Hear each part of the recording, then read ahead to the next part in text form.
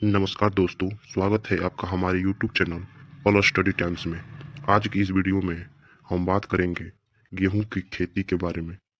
अगर आपको वीडियो अच्छा लगे तो वीडियो को लाइक, कमेंट एंड चैनल को सब्सक्राइब जरूर करें। तो चलिए बिना समय बर्बाद किए वीडियो की शुरुआत करते हैं। गेहूं गेहूं का वनस्पतिक नाम ट्रिटिकम एस्टिवम होता है। इसका कुल यानी फैमिली पोएसी होता है एवं उसका पुराना नाम ग्रिमनी होता है। इसके गुणसूत्रों की संख्या 42 होते हैं। गेहूं के महत्व। गेहूं विश्व की धान्य फसलों में महत्वपूर्ण फसल है। क्षेत्रफल एवं उत्पादन दोनों ही दृष्टिकोण से गेहूं विश्व में धान के बाद दूसरी महत्वपूर्ण फसल है। भारतवर्ष में गेहूं को मुख्यतः रबी के मौसम में उगाया जाता है एवं रबी के समस्त खाद्यान्न की फसलें 50% क्षेत्रफल पर 70% उत्पादन गेहूं का होता है। गेहूं का मुख्य उपयोग रोटी बनाने के लिए होता है। इसके अतिरिक्त गेहूं से मैदा, सूजी, दलिया, पावरोटी, बिस्किट आदि बनाए जाते हैं। गेहूं में 9 से 15% प्रोटीन पाया जाता है एवं 1.5 से 2% तक वसा पाया जाता है तथा 2% से 2.5% तक रेशा पाया जाता है एवं कार्बोहाइड्रेट 62% से लेकर 71% तक पाया जाता है। इसमें लगभग 2% राख पाई जाती है। गेहूं में विटामिन B1, B2 तथा B3 के साथ साथ लोहा, जस्ता, फास्फोरस, मैग्नीशियम तथा मैंगनीज भी पाए जाते हैं। गेहूं की उत्पत्ति एवं उसका इतिहास। तो इसमें विश्व में गेहूं की इतिहास मानव संस्कृति के लिखित इतिहास से अधिक प्राचीन है। अतः साधिकार गेहूं की उत्पत्ति के बारे में कुछ कह पाना संभव नहीं है। गेहूं की उत्पत्ति के संबंध में समस्त वैज्ञानिकों ने अपने अपने मत व्यक्त किए हैं, अर्थात सभी में मतभेद है। स्कॉट इलोट के अनुसार गेहूं ईसा से 10 से 15,000 वर्ष पूर्व पैदा हुआ, जबकि चीनिया द्वारा लिखित प्राचीन ग्रंथ में वहाँ ईसा से 2700 वर्ष पूर्व गेहूं की खेती होती थी। और डी कोंडोल के अनुसार गेहूं का उद्भव टिग्रिस की घाटी या दजला फरात नदियों के घाटी क्षेत्र को मानते हैं। वैज्ञानिक वेलिलों का मानना है कि कठोर गेहूं की उत्पत्ति अविश्वनीय तथा मुलायम गेहूं का जन्म स्थान उत्तरी भारत है। अफगानिस्तान और बुखारा के पर्वतीय क्षेत्र का दक्षिणी भाग हो सकता है।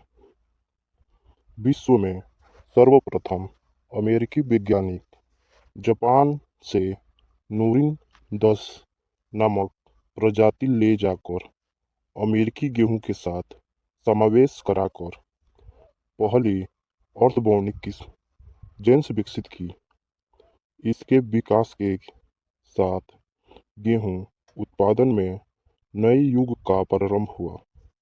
भारत में बोनी जातियों को खेती 1965 ईस्वी में प्रारंभ हुई। गेहूं की बोनी जातियों जैसे कि सुनारा 63, लरमोरोजा तथा S227 के बीज मेक्सिको ने सन 1963 में प्राप्त हुए। इनके परीक्षण के उपरांत सन 1965 में किसानों की खेती करने के लिए जारी किया गया। मेक्सिकन वैज्ञानिक डॉक्टर नॉर्मन ई बोरलॉन्ग द्वारा बोनी जातियों का विकास किया गया, इसलिए इन्हें गेहूं के जनक के नाम से जाना जाता है। गेहूं की खेती का क्षेत्रफल एवं वितरण। विश्व में गेहूं की खेती लगभग 239 मिलियन हेक्टेयर पर की जाती है। विश्व के गेहूं उत्पादक देशों में चीन, भारत, संयुक्त राष्ट्र अमेरिका, रूस, कनाडा, ऑस्ट्रेलिया आदि प्रमुख हैं। उत्पादन की दृष्टि से भारत चीन के बाद दूसरे स्थान पर आता है। भारत में गेहूं की खेती लगभग 28 मिलियन हेक्टेयर पर की जाती है तथा 70 मिलियन टन से अधिक उपज प्राप्त होती है। भारत में गेहूं का उत्पादक क्षेत्र क्रमशः उत्तर प्रदेश, पंजाब, हरियाणा, बिहार, मध्य प्रदेश, राजस्थान एवं अन्य राज्य भी हैं। पैदावार की दृष्टि से उत्तर प्रदेश प्रथम स्थान पर है। प्रति हेक्टेयर क्षेत्र में अधिकतम उपज क्रमशः पंजाब, दिल्ली, हरियाणा, गुजरात एवं उड़ीसा का स्थान है तथा उत्तर प्रदेश में लगभग 93 लाख हेक्टेयर पर भूमि पर गेहूं की खेती होती है, जिससे लगभग 25.56 मिलियन टन उत्पादन होता है। नागालैंड में गेहूं की उत्पादकता 27.55 कुंटल प्रति हेक्टेयर है। केरल, मणिपुर, नागालैंड आदि प्रांतों को छोड़कर गेहूं की खेती भारतवर्ष के समस्त राज्यों में होती है और उत्तर प्रदेश के मेरठ, सहारनपुर, बुलंदशहर, मुजफ्फरनगर, मुरादाबाद, अलीगढ़, झांसी, बस्ती, गोरखपुर, आजमगढ़, गोंडा आदि जनपदों में गेहूं की खेती की जाती है। गेहूं के लिए जलवायु। वैज्ञानिक हवेली के अनुसार गेहूं तथा मनुष्य प्रायः सभी प्रकार के जलवायु सहन कर सकते हैं। गेहूं की खेती अधिकतर शीतोष्ण जलवायु में की जाती है। गेहूं की खेती समुद्र तल से लेकर 5,500 मीटर की ऊंचाई तक की जाती है। गेहूं ठंडी जलवायु की फसल है। गेहूं की खेती में तापमान का महत्वपूर्ण स्थान है, क्योंकि गेहूं को बुआई से लेकर कटाई तक अलग अलग तापमान की आवश्यकता होती है। जैसे कि बोते समय तापमान न्यूनतम 15 डिग्री सेल्सियस तथा अधिकतम 25 डिग्री सेल्सियस होनी चाहिए। अंकुरण के लिए तापमान 5.5 डिग्री सेल्सियस से लेकर 35 डिग्री सेल्सियस होनी चाहिए तथा बढ़वार के लिए तापमान न्यूनतम 3 डिग्री सेल्सियस तथा अधिकतम 32 डिग्री सेल्सियस होनी चाहिए। पकते समय तापमान क्रमशः 30 डिग्री सेल्सियस से कम 30 डिग्री सेल्सियस होनी चाहिए और गेहूं की खेती वार्षिक वर्षा 62.5 से 27 सेंटीमीटर वाले क्षेत्रों में अच्छी होती है। गेहूं के लिए आर्द्रता 50 से 60 आवश्यक होती है।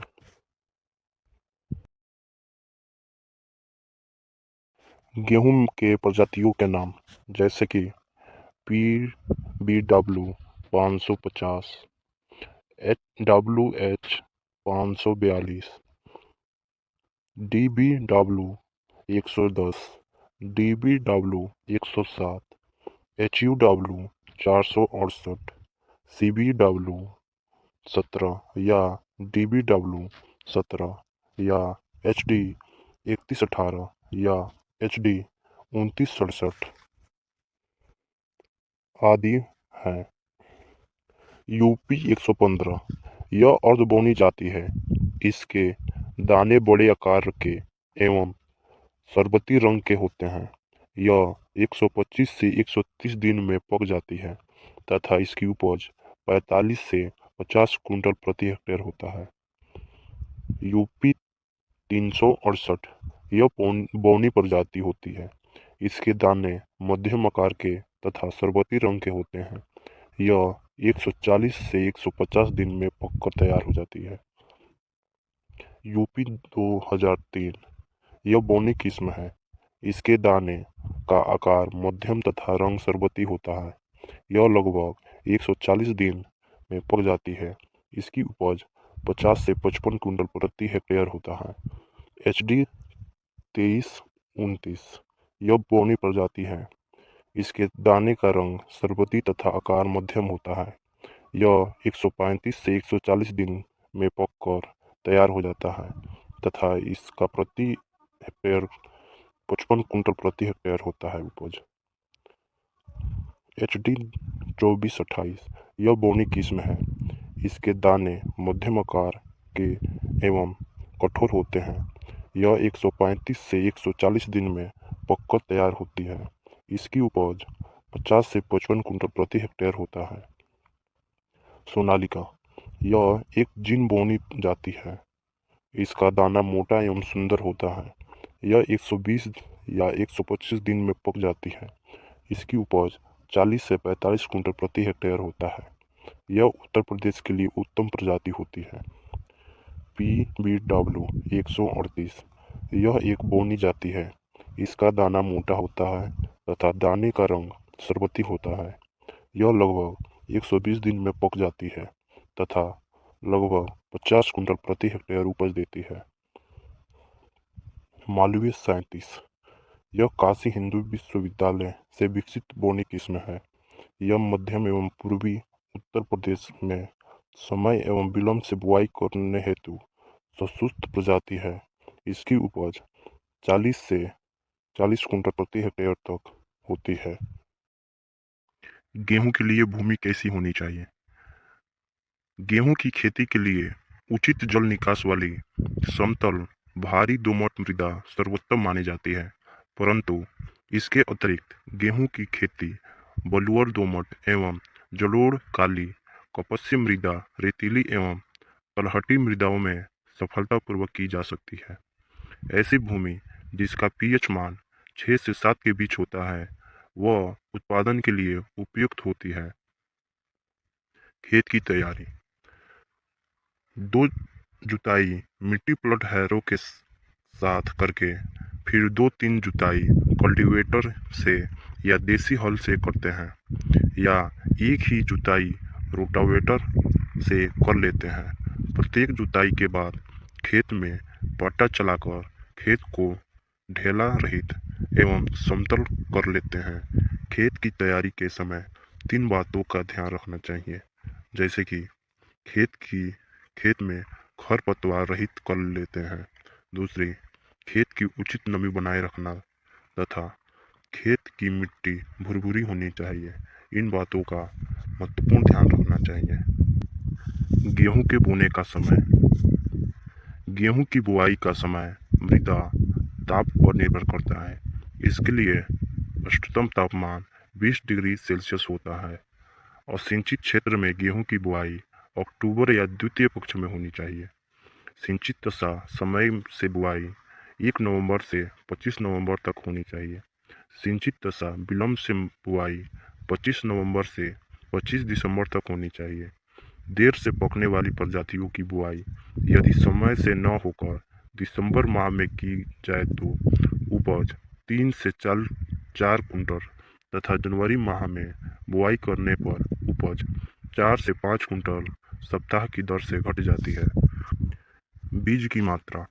बीज की मात्रा लाइन में बुआई करने पर सामान्यतः दशा में 100 किलोग्राम तथा मोटा दाना में 125 ग्राम प्रति हेक्टेयर में लगता है। छिड़काव विधि से बुआई की दशा में सामान्यतः दाना 125 व मोटा दाना 150 kg प्रति हेक्टेयर लगता है। बुआई से पूर्व जमाव प्रतिशत जांच लेना चाहिए। प्रमाणित बीज न मिलने की दशा में गेहूं का बीज संशोधन अवश्य कर लेना चाहिए।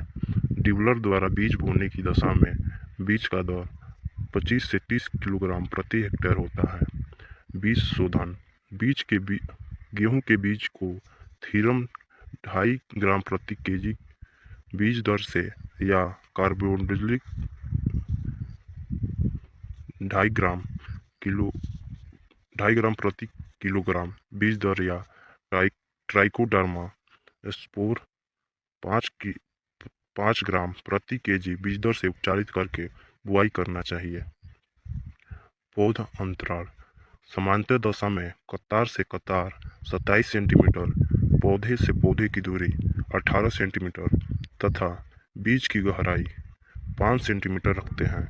विलंब से बुआई के लिए लाइन से लाइन की दूरी 18 सेंटीमीटर तथा पौधे से पौधे की दूरी 15 सेंटीमीटर तथा गहराई 4 सेंटीमीटर रखना चाहिए। गेहूं की बुआई की विधियां।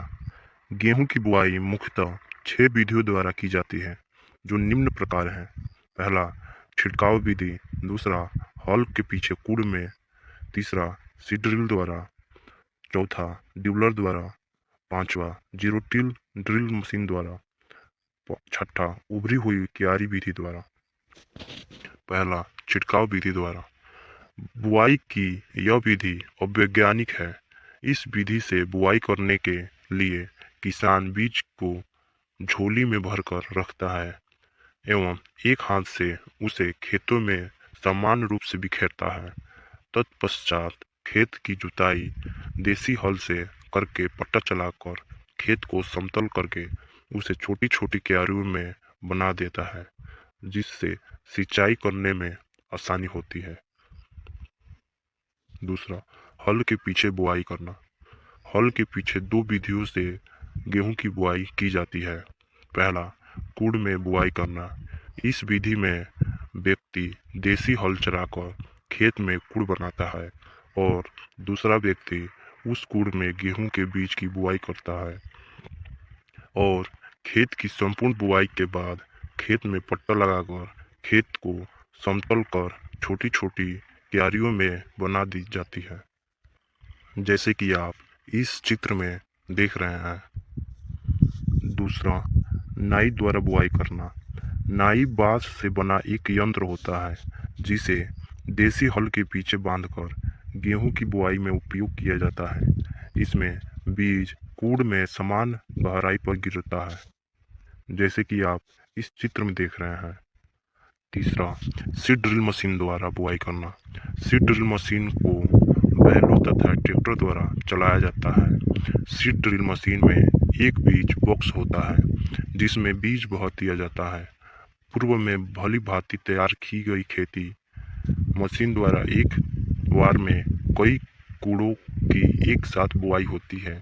इस विधि द्वारा बुआई में बीज से बीज की दूरी सामान्य रहती है। बुआई के बाद खेत में पट्टा लगाकर समतल कर छोटी छोटी क्यारियों में बना दी जाती है। चौथा, ड्यूलर द्वारा। इसमें ड्यूलर में लाइन से लाइन की दूरी 20 सेंटीमीटर तथा बीज से बीज की दूरी 15 सेंटीमीटर होती है।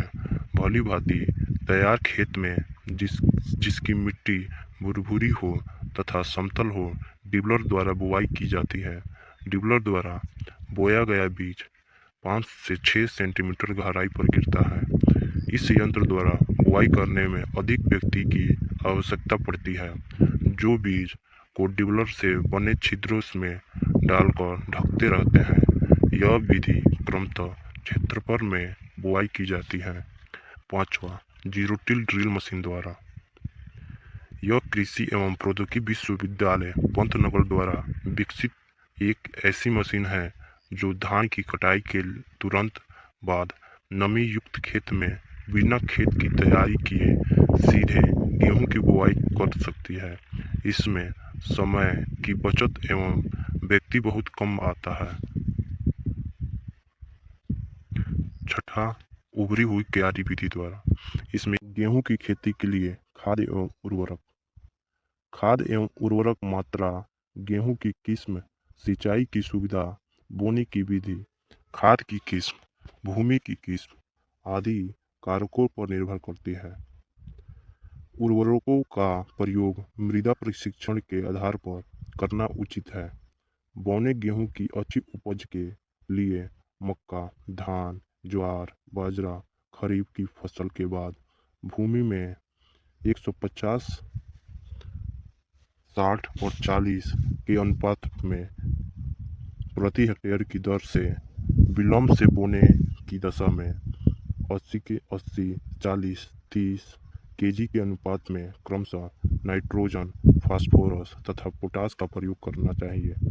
बुंदेलखंड के क्षेत्र में सामान्यतः दशा में 120, 60, 40 किलोग्राम प्रति के अनुपात में प्रति हेक्टेयर एनपीके एवं 30 केजी गंधक प्रति हेक्टेयर की दर से उपयोग लाभकारी पाया गया है। यदि खरीफ के मौसम में खेत पर पड़ती या दलहनी फसल उगाई गई हो तो नाइट्रोजन की मात्रा 20 किलोग्राम प्रति हेक्टेयर कम प्रयोग करते हैं। जिन क्षेत्रों में डीएपी का प्रयोग लगातार होता है उनमें 30 केजी ग्राम प्रति हेक्टेयर की दर से गंधक का उपयोग बहुत ही लाभकारी होता है। असिंचित क्षेत्रों में देसी उन्नतशील प्रजातियों को 30-15-15 केजी प्रति हेक्टेयर के अनुपात में तथा बोनी जातियों को 60-30-30 प्रति केजी हेक्टेयर के अनुपात में दर से एनपीके की आवश्यकता होती है। गेहूं की अच्छी उपज प्राप्त करने के लिए 60 कुंटल प्रति हेक्टेयर की दर से गोबर की खाद का उपयोग अच्छा होता है। यह भूमि की उर्वरा शक्ति को बनाए रखने में मदद करती है। गेहूं की खेती के लिए पादप सुरक्षा। गेहूं की फसल में एकीकृत रोग प्रबंधन। इसमें प्रमुख रोग हैं जैसे कि काली गेरुई, भूरी गेरुई, पीली गेरुई, करनाल बंट, अनावृत कुंडलवा, झुलसा रोग आदि। गेहूं के सेहू रोग आदि शामिल होते हैं। पहला, पीली गेरुई। इसमें पत्तियों पर धारियों में पीले धब्बे दिखाई देते हैं जो बाद में काले रंग के हो जाते हैं। इसका प्रभाव बाली पर पड़ता है जिससे दाने कमजोर हो जाते हैं, उपज घट जाती है। दूसरी, भूरी गेरुई, ब्राउन रस्ट। इसमें पत्तियों पर पहले पीले नारंगी रंग के धब्बे बनते हैं जो बाद में भूरे काले रंग के हो जाते हैं। तीसरी, काली गेरुई। इसमें प्रभाव पौधे के तनों पर पहले दिखाई पड़ता है जो बाद में प्रभावित पौधे के तनों पर भूरे रंग के फफोले में दिखाई पड़ते हैं। इसका उपचार, जैव कवकनाशी ट्राइकोडर्मा के 4 ग्राम प्रति किलोग्राम के बीज दर तथा कार्बोसलिक 2 ग्राम प्रति केजी की दर से बीजोपचार करते हैं। करनाल बंट, यह फफूंदी द्वारा फैलता है। इस रोग से प्रभावित फसल के दाने काले चूर्ण में परिवर्तित हो जाते हैं तथा बालियों से विशेष प्रकार के गंध आते हैं। इसकी रोकथाम हेतु रोगरोधी प्रजातियों जैसे कि HD 2281, 2278 आदि के बीज को बोना चाहिए। दूसरा, करनाल बंट के लिए प्रोपिकोनोजोल का 0.5 ml प्रति लीटर पानी की दर से पर्णीय यानी पत्तियों पर छिड़काव करना आवश्यक होता है। पांचवा, झुलसा रोग। यह रोग फसल बोने के 35 से 45 दिन में प्रभाव दिखाता है।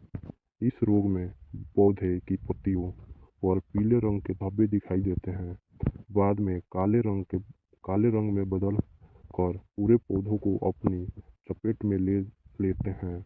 यह फफूंदी द्वारा होने वाला रोग होता है। इसके रोकथाम, बीज उपचार करके ही बीज बोते हैं। इसके लिए कवकनाशी थीरम या वेनलेट का 2.5 ग्राम प्रति केजी बीज दर से बीज को शोधन करते हैं। मैनकोजेब 2 केजी अथवा प्रोपिकोनोजॉल 5 ml प्रति हेक्टेयर को 800 लीटर पानी में घोलकर छिड़काव करते हैं। नेक्स्ट, अनावृत कुंडलवा रोग।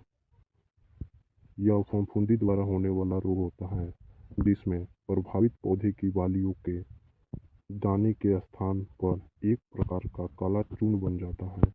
इसके उपचार हेतु बीज को मई-जून माह में लगभग 4 घंटे पानी में भिगोकर धूप में अच्छी तरह सुखाकर सुरक्षित भंडारण करना चाहिए। दूसरा, बीज को बीटॉक्स या केप्टॉन से उपचारित करके बोना चाहिए। तीसरा, रोगी पौधे को उखाड़कर जला देना चाहिए। गेहूं का सेहू रोग। यह बीमारी सूत्रकृमि द्वारा होती है। इस रोग में प्रभावित पौधे की पत्तियां मुड़ जाती हैं और बालियां फूल जाती हैं। ये बालियां बहुत समय तक हरी बनी रहती हैं तथा दाने सिकुड़कर काले पड़ जाते हैं। इसकी रोकथाम हेतु फसल बोने से पूर्व खेत की जुताई तेज धूप में करनी चाहिए तथा उपचारित बीज ही बोना चाहिए। रोगी पौधे को उखाड़कर जलाकर नष्ट कर देना चाहिए। गेहूं के कीट जैसे कि दीमक, यह एक सामाजिक कीट है जो कॉलोनी बनाकर जमीन में रहता है। यह गेहूं की जड़ों को खाकर नुकसान पहुंचाता है। इसके रोकथाम हेतु फसल की बुआई से पूर्व कुंडों में एल्ड्रिन 5% की 30 किलोग्राम धूल प्रति हेक्टेयर की दर से बोना चाहिए। दीमक के रोकथाम हेतु लिंडेज दवा का सुरक्षित छिड़काव करना चाहिए। दीमक से प्रभावित खेतों में नमी की खली 10 कुंटल प्रति हेक्टेयर डालते हैं तथा नीम के तेल का 1500 ppm छिड़काव करते हैं। गेहूं का माहू, यह कीट पौधे की पत्तियों एवं बालियों का रस चूसता है जिससे दाने कमजोर हो जाते हैं। कीट की रोकथाम हेतु 250 ग्राम फिलीडाल 1000 लीटर पानी में घोलकर 1 हेक्टेयर में छिड़काव करना चाहिए। टिड्डा, यह गेहूं के पौधों को जमते ही खाने लगता है। यह फसल को बहुत ही क्षति पहुंचाता है। इस कीट के रोकथाम हेतु 5% BHC चूर्ण की 30 ग्राम प्रति हेक्टेयर की दर से छिड़काव करते हैं। चूहे गेहूं की फसल को बहुत अधिक नुकसान पहुंचाते हैं। चूहे गेहूं की खेत में बिल बनाकर रहते हैं एवं बलियों को काटकर खाते हैं। गेहूं की खेती के लिए खाद एवं उर्वरक प्रयोग विधि। भारी कार्बनिक खाद की संपूर्ण मात्रा बुआई से 1 माह पूर्व तथा खलियों का प्रयोग बुआई से 2 से 3 सप्ताह पूर्व तथा उर्वरकों का प्रयोग बुआई के समय करना लाभदायक होता है। गेहूं की बुआई के समय फास्फोरस एवं पोटास की पूरी मात्रा तथा नाइट्रोजन की आधी मात्रा खेत में मिला देते हैं। नाइट्रोजन की आधी मात्रा आधा भाग पहली सिंचाई के बाद तथा आधा भाग बाली निकलने से पूर्व टॉप ड्रेसिंग के रूप में प्रयोग करना लाभदायक रहता है।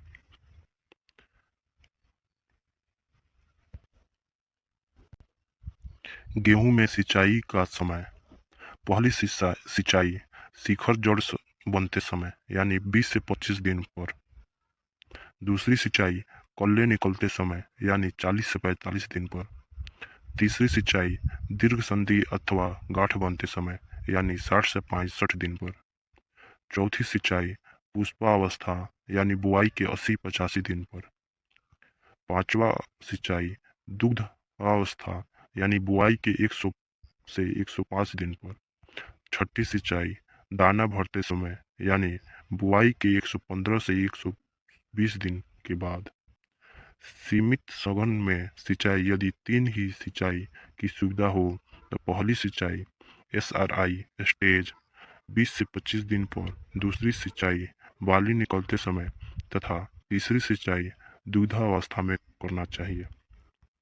यदि 2 ही सिंचाई सुविधा हो तो पहली सिंचाई शिखर जड़ बनते समय तथा दूसरी सिंचाई पुष्पावस्था में करनी चाहिए। यदि एक ही सिंचाई संभव हो तो पहला सिंचाई 20 से 25 दिन पर SRI अवस्था में सिंचाई अति आवश्यक होती है। गेहूं में खरपतवार नियंत्रण।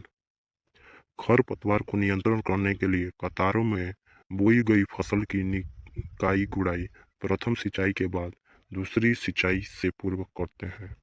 निकाई गुड़ाई का उद्देश्य खरपतवार नियंत्रण से गेहूं की जड़ों का विकास के साथ पर्याप्त स्थान मिल सके, इसके लिए खरपतवार नियंत्रण अति आवश्यक है। रासायनिक खरपतवार नियंत्रण करने के लिए गेहूं के खेत में चौड़ी पत्ती वाले खरपतवार जैसे कि बथुआ, हिरणखुरी, कृष्णनील, बड़ी दुधथी, सत्यानाशी आदि पाए जाते हैं। सक्रिय पत्ती वाले खरपतवार में गेहुआ, जंगली जई आदि पाई जाती है। गेहूं की फसल की कटाई एवं मड़ाई। गेहूं की अगेती जातियां 140 से 150 दिन में, पछेती जातियां 120 से 150 दिन में पककर तैयार हो जाती है, अतः पकने के बाद कटाई कर लेते हैं। गेहूं की कटाई हंसिया के अतिरिक्त रीपर तथा कंबाइंड हार्वेस्टर थ्रेशर से करते हैं। ओसाई। अधिकतर मड़ा हुआ लोग पछुआ हवा में ओसाकर बीज को अलग किया जाता है। ओसाई की मशीनों का प्रयोग करने से समय की बचत होती है। ओसाई मशीन द्वारा 1 घंटे में 8 कुंटल मड़ा हुआ लोग साफ किया जा सकता है। उपज। बोनी जातियों से 40 से 45 कुंटल दाना एवं 50 से 60 क्विंटल भूसा प्रति हेक्टेयर प्राप्त होता है। देसी जातियों में दाना 20 से 30 क्विंटल तथा 60 से 70 क्विंटल भूसा प्रति हेक्टेयर प्राप्त हो जाता है। अगर वीडियो आपको अच्छा लगा हो तो वीडियो को लाइक जरूर करें और चैनल को सब्सक्राइब करें। तो मिलते हैं नेक्स्ट वीडियो में।